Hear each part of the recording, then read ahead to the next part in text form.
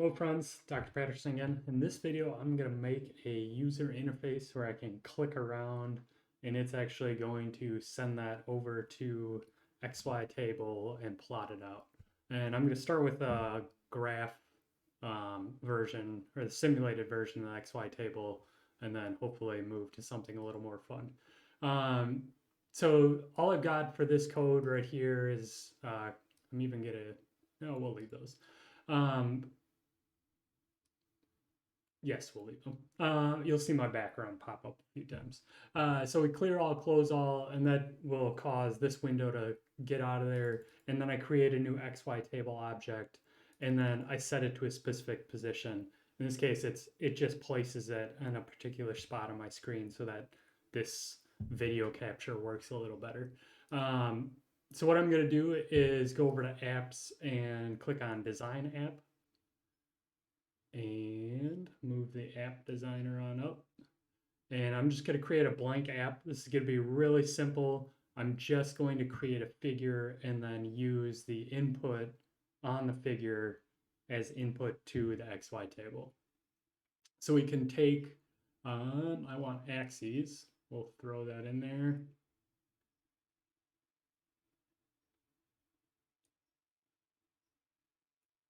We'll draw it a little bigger. And then I want my X tick to go from 0 to 11 because it's 0 to 11 inches in the X. And we'll say that goes from 0 to 11. And then for Y, it would go from 0 to 9. Nope. And then the tick label would be just 0 to 9. So we've got the XYTable in there. I'm going to make it a little bit bigger. And now I can right click on it just like we did with the buttons last time and create a callback. So this one could be button down function. And in there, all I'm going to do is display the position of where I'm clicking. And so this event actually has information on it. Let's see if we can just display the event and see what information is available on there. So we'll just display the event and we'll save it as an app. Name doesn't matter. And then we'll run it. Right, so all we have is figure and a callback to say what's included in the event. So I'm going to click. Let's remove some stuff. I'll put the app right here so we can see the command window. So I'm going to click. And it comes back with a hit and intersection point. And it's not based on the tick numbers, which is kind of disappointing. But if I go down towards 0, 0, is that going to give me 0, 0? Yes, it is. Yes, okay. So it's 0 to 1 and 0 to 1, I'm guessing, yes. So we're going to have to scale that if we want that to work with the XYTable. So how could we do that? So this intersection point, yes, it was. So we need to grab that intersection point data off of there. And we can do that using the dot syntax, its property on there. So if we wanted to say that is like a target that we want to move to,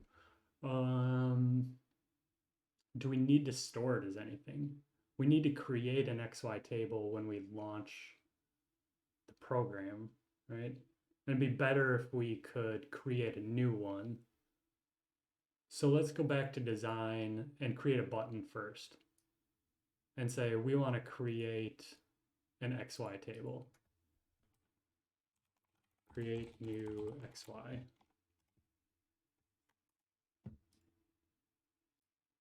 Right, and then I'll never get happy with the spacing on that one. So I'll just give up. Let's add a callback to that button. And then in here, the first thing that we want to do is create that new XYTable, but we need a place to store that in the app. So let's go over to property and add a property and say, this is my XY. And then in here, we can say my XY, or sorry, app.myxy is equal to XYTable, and we'll do com99. You could also leave it blank. And we've now got an XYTable. And so at least the plot automatically homes. So that'll take care of that for us. And then we can start using that. So really all we need to go do is go up here to this UI axes button down and say for that event, we can use the intersection point. Say app.myxy we'll do a fast move, and we'll give it the event dot intersection point. Actually, let's shorten this up a bit. Let's say p is equal to that. And then we'll say p of 1 and p of 2, or index 2. So we're moving to that coordinate, but that's not scaled, right? Let's even go ahead and say what are the dimensions, add 2 more properties. So x length and y length for the 2 axes. And the y length would be equal to 9. The x length would be equal to 11. And then down here, we can take that 0 to 1 value for the x and y and multiply it by that intersection point, or those distances by the 0 to 1 values. I think it's gonna work, maybe, cross fingers.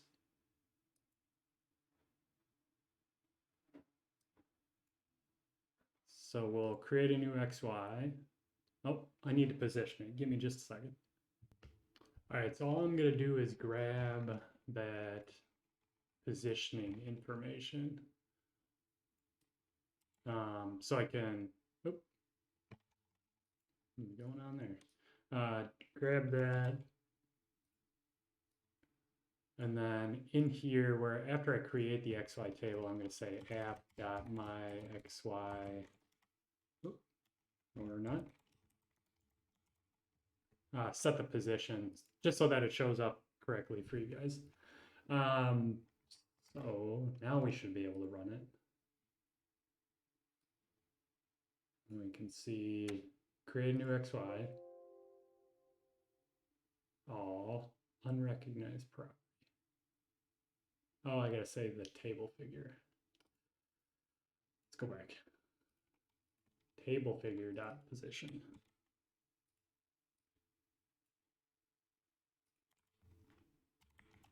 Let's try that one more time. Got our app, create a new XY, showed up over on the side, that's great. Now let's click. Nothing. Oh, I forgot to, so those are properties on the object. We have to say app dot. Otherwise they don't exist. Let's get rid of that last one.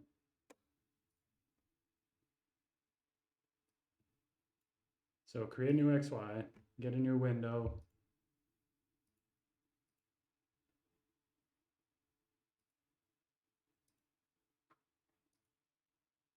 It's kind of a weird line. Oh, it's not waiting.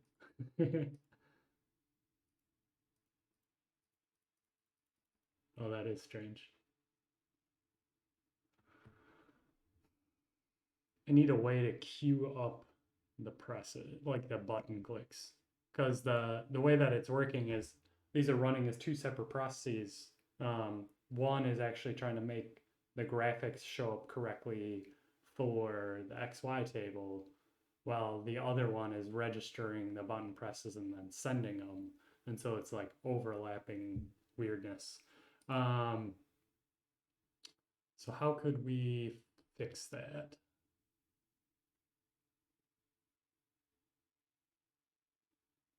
Let me we need to add it to some sort of queue, but where, let's see,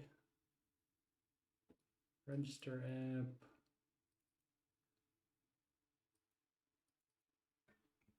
Wondering where it's like running in the background. There's got to be some way for us to continue to run something, like a function. Give me a second, I'm gonna pull up the documentation. Thought of an easier way to do this. When instead of trying to like have a queue that it constantly goes through, let's just block it from adding a new point while it's moving to a point. So we can say something, create a new property like is moving and set it equal to false.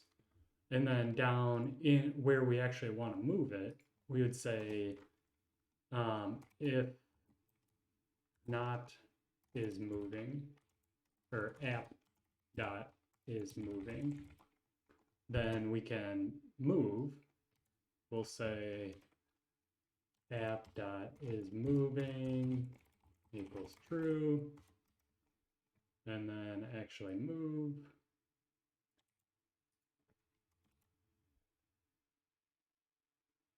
I don't know why my screen is bugging out on me.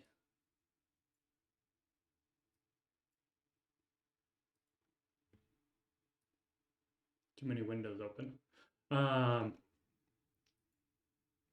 Equal to true, and then afterwards, after it moves, you can say app dot is moving is false. So in theory,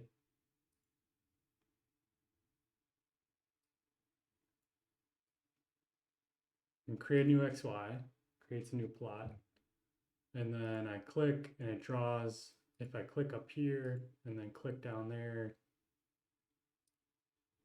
yep, it's not registering the additional button clicks until it's done moving. Okay, that takes care of that. It's kind of not the best because I imagine you wants, what I was thinking of is like clicking in 20 spots and then it following it, but we'll get there if we have time. So let's close that. And give me a second, I'm gonna close some windows so it stops slowing down on me. All right, so what I'm gonna do now, because I've got that main functionality in there where I can track the intersection point or where I'm clicking on the figure and then scale it to the fast moves, which I'm gonna quick change to coordinated moves. It'll make sense why in a second. But we'll do coordinated moves, and I'm gonna swap out this COM99 for COM4, and because I actually hooked up a couple stepper motors to my daughter's Etch-a-Sketch. We're gonna try to make some magic happen here. This is not a precision instrument here, so we'll see if it works.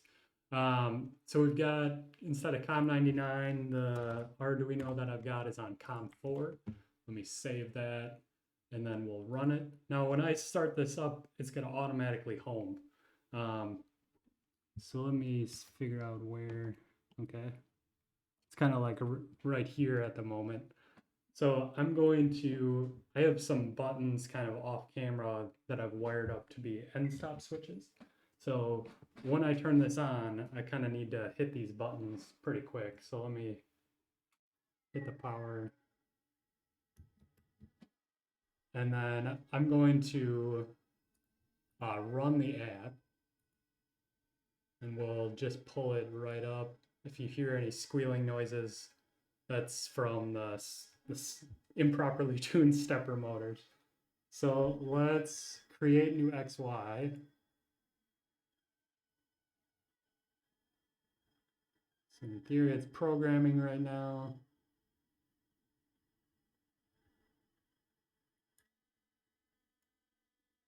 Oh, access is denied. Let's, oh, won't let me close. Oh, there we go. So let's add at the start, right before it, instr reset, just to clear out any connections there. And let me go back and say,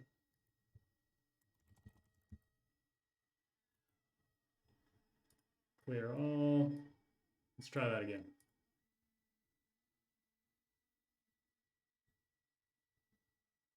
Ooh, it's going slow. Let's create a new XY. So it's uploading, and it just homed. So now in theory, when I click, let's try.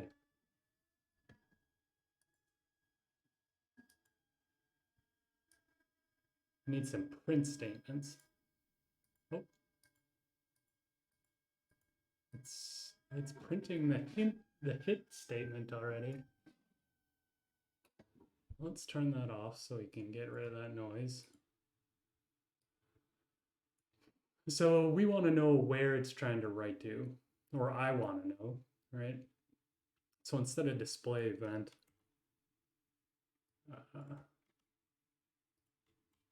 get rid of that line. And we'll display this coordinate setup. These 2 points. We'll display that. And we'll put a space in between. And we probably have to say that these are going to be strings afterward, after we multiply them.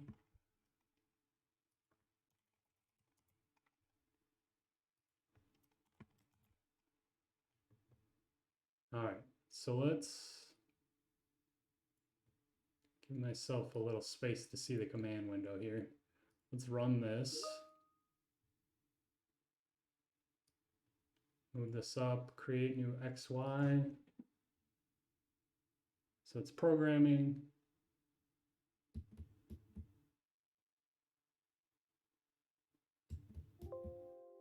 Oh. Callback problem.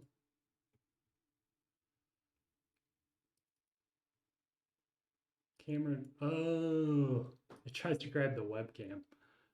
So let me,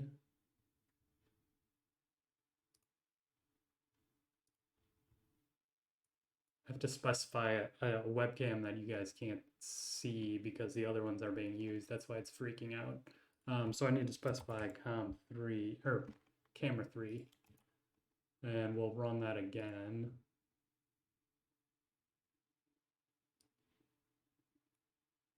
And then we'll create the new XY, programming, hit the home switches.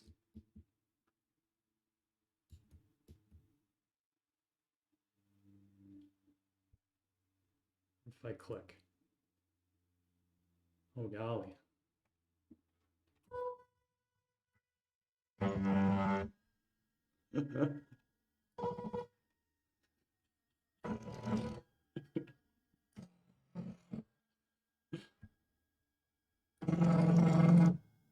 I'm sorry. I find this to be hilarious. I think maybe the motors are slipping a little bit. Oh, maybe not.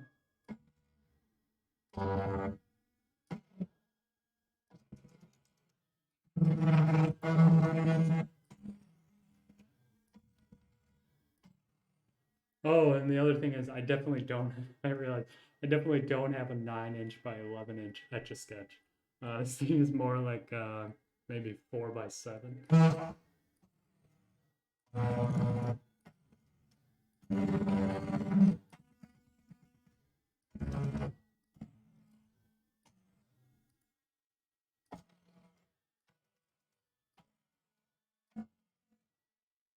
I'm pretty happy.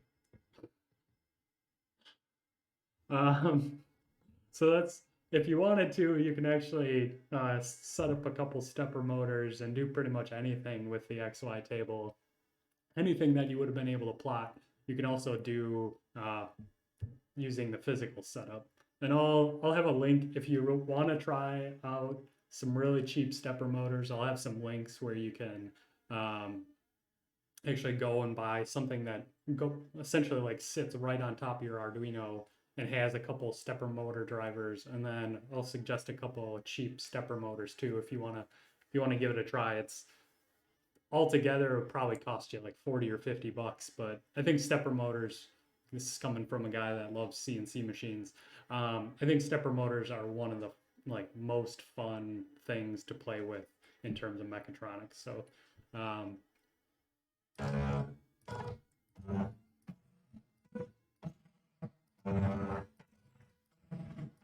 right, that's it for me. See you guys later.